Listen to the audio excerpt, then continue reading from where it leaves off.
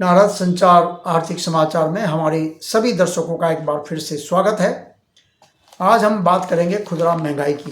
खुदरा महंगाई retail inflation rate अक्टूबर महीने में, अभी नवंबर चल रहा है तो नवंबर में अक्टूबर के आंकड़े सरकार ने जारी किए हैं। तो 10 साल के सबसे निचले स्तर पर आ गई है अक्टूबर में महंगाई। 10 साल आप समझ सकते हैं, ये रही है 0.25%, यानी 1/4% महंगाई पिछले साल अक्टूबर के मुकाबले इस साल अक्टूबर में जो खुदरा महंगाई है वो मात्र 0.25% बढ़ी है। और इसमें जो भूमिका रही है सबसे बड़ी, आपको पता है कि सरकार ने जीएसटी दरों में बड़ी कटौती की है। जीएसटी के जो 4-5 रेट थे उसको घटाकर अब 2 कर दिया है, और एक कुछ खास वस्तुओं के लिए जो भोग विलास की हैं, हानिकारक हैं, उनके लिए 40% की अलग दर रखी है। तो उसका तो असर है ही। 22 सितंबर से लागू हो गई थी एक जीएसटी की घटी हुई दरें।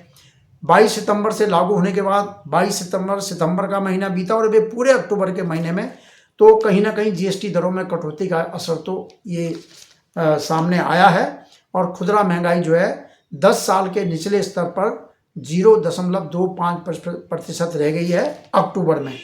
इससे पहले सितंबर में ये थी 1.4%।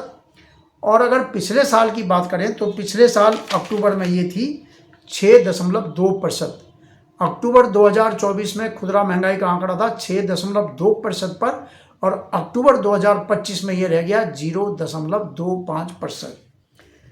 अब इसमें जो है जो गिरावट आई है, कैसे आई है, इसमें खाद्य वस्तुओं का देखिए। खाद्य वस्तुओं का सबसे बड़ी भूमिका होती है खुदरा महंगाई में, क्योंकि खाने पीने की चीज़ें का रोज़ इनकी ज़रूरत पड़ती है। रोज़ आप सब्जी बनाते हैं, रोज़ आप खाना बनाते हैं, रोज़ रोटी दाल चावल खाते हैं, तो उनकी सबसे बड़ी इसमें भूमिका है।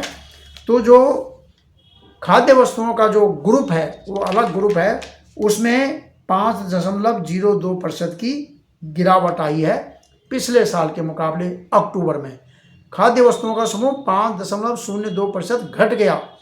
तो आप समझ सकते हैं कि खुदरा महंगाई में इनकी बड़ी भूमिका है। सब्जियों के दाम 27.6% घटे हैं पिछले साल के मुकाबले। दालों के दाम 16.2% घटे हैं अक्टूबर में पिछले साल के मुकाबले। अगर हम इसमें प्याज की बात करें तो प्याज 54% सस्ता हुआ है, आलू 36.7% सस्ता हुआ है, टमाटर के दाम 43% घटे हैं। तो तमाम चीज़ों के जो खाने पीने की चीज़ें उनके दाम घटे हैं।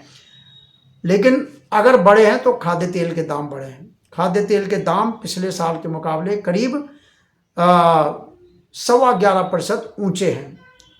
और वहीं अगर हम अनाज की बात करें तो अनाज के दाम 0.92%, करीब 1% आप कह सकते हो बढ़े हैं। मांस मछली 1.74%। फल के दाम भी थोड़े ज़्यादा हैं, 6.5% बढ़े हैं पिछले साल के मुकाबले।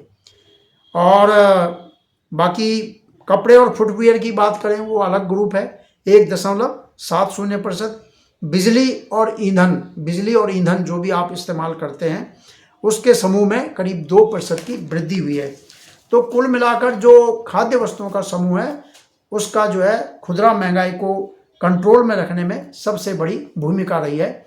अब खुदरा महंगाई घटी है तो ये कहा जा रहा है कि रिजर्व बैंक जो दिसंबर में हर 2 महीने में मौद्रिक नीति की समीक्षा करता है, उसमें बदलाव करता है, तो क्या ब्याज दर घटेंगी। अगर हम मांग और आपूर्ति की बात करें तो जो महंगाई इस समय अक्टूबर में 0.25% रही है, उसके हिसाब से तो आपूर्ति की स्थिति अच्छी है। और मांग का जोर तो है, लेकिन आपूर्ति भी बनी हुई है, इसलिए खुदरा महंगाई जो है बहुत निचले स्तर पर है। तो रिजर्व बैंक मांग को और तेज करने के लिए क्या ब्याज दरों में कमी करेगा, ये एक सवाल अब पैदा हो रहा है। तो जो विशेषज्ञ हैं, जो इस क्षेत्र के जानकार हैं, अर्थशास्त्री हैं, उनका कहना है कि 2 बातें हैं जिन पर रिजर्व बैंक का ध्यान रहेगा। पहला है दूसरी तिमाही के सकल घरेलू उत्पाद के आंकड़े, जीडीपी के आंकड़े दूसरी तिमाही के आने हैं। पहली तिमाही के तो आ चुके हैं, जब 6.8% वृद्धि रही है जीडीपी में, और अब आएंगे दूसरी तिमाही के आंकड़े नवंबर के अंत में। जुलाई, अगस्त, सितंबर दूसरी तिमाही के आंकड़े आ जाएंगे। तो उन आंकड़ों में क्या स्थिति रहती है, विनिर्माण क्षेत्र की क्या स्थिति है, निर्यात की क्या स्थिति है, घरेलू उत्पादन की क्या स्थिति है, कृषि क्षेत्र की वृद्धि कितनी रही है, माइनिंग क्षेत्र की कितनी, तमाम आंकड़े जीडीपी में आएंगे। उसके हिसाब से जीडीपी वृद्धि का आंकड़ा आता है। तो एक तो उसको देखेगा रिजर्व बैंक, और दूसरा जो अमेरिका के साथ भारत की द्विपक्षीय व्यापार वार्ता चल रही है उसका क्या परिणाम रहता है। अमेरिका से भी भारत से भी इस बारे में सकारात्मक संकेत मिल रहे हैं।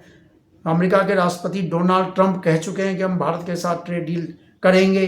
भारत के प्रतिनिधिमंडल भी बातचीत के लिए लगातार उसमें जा रहे हैं। तो वो कैसी होती है, उसमें क्या परिणाम आता है, इन दो बातों पर रिजर्व बैंक की नज़र रहेगी। उसके बाद रिजर्व बैंक ब्याज दरों में कटौती करने या ना करने के बारे में कोई निर्णय करेगा। बहरहाल महंगाई के मोर्चे पर स्थिति जो है बहुत ही राहत वाली बनी हुई है। तमाम चीज़ों की जो खाने पीने की रोज़मर्रा की ज़रूरत की चीज़ें उनके दाम घटे हैं। जीएसटी की दरों में कटौती का इस से जो है ये स्थिति, इसमें बड़ी भूमिका उसकी है। तो इस वीडियो में इतना ही। हम आपको लगातार आर्थिक क्षेत्र के जो घटनाक्रम है उसके बारे में जानकारी देते रहेंगे। आप वीडियो सुनने के लिए आपका धन्यवाद। वीडियो को लाइक कीजिए, शेयर कीजिए और सब्सक्राइब भी कीजिए। नमस्कार।